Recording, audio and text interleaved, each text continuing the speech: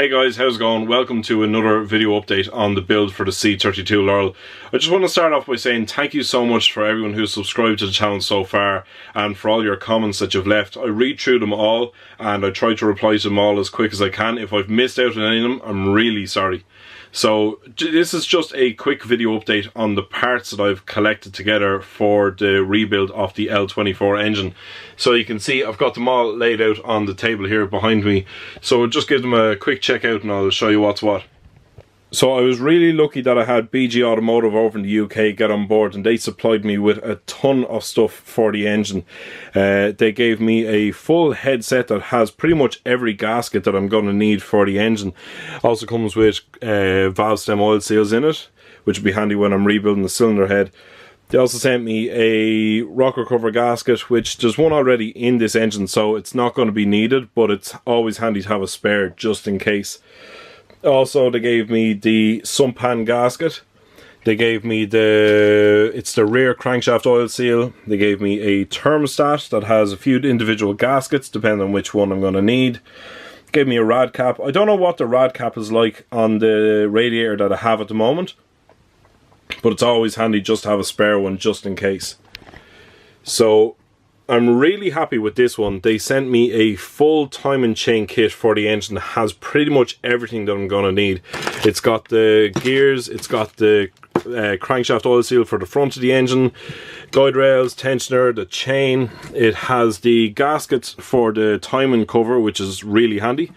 They also sent me a brand new water pump. It comes with the gasket in the box and the little screws for when I'm putting the pulley back onto it. So you probably remember one of the previous videos I mentioned that I managed to break a finger on the clutch when I was taking the engine out. So National Auto Parts over in the UK, they have supplied me with a brand new clutch for the engine. So fingers crossed I'm not going to break this one when I'm putting it back in.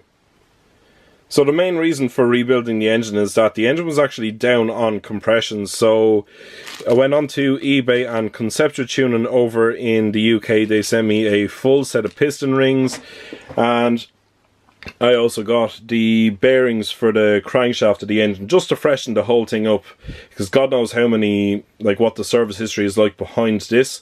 So I'm really happy just to freshen up. The bearings weren't bad. A couple of them were starting to turn a little bronze, so it's just kind of peace of mind to replace these. I also got plastic gauges for when I'm checking the bearing crush when I'm putting the whole engine back together. I got some engine assembly lube and some shellac, which is just handy for when you're putting the whole engine back together. Now this next bit is my favourite piece that I've got for the build of this car. I didn't plan on buying it, but I spotted it and I couldn't turn it down, so I had to pick it up. So here it is. It is a 6-branch manifold for the L24 engine. Now this will actually suit the L26 and the L28 as well. The cylinder head that is on the engine that I have is the N47, I think, which has the round ports, and this is to suit the round port cylinder head, so which is perfect. As you can see, it is a 3-into-2, and it also comes with another pipe that goes straight back. So this is really handy because the exhaust was blowing on the car as it was, so it was going to have to be replaced. So this is just perfect for what I want, and it's going to give the engine a really, really nice hum. Now, my car doesn't have a lambda sensor in it, but you can see that it comes with the hole in it already.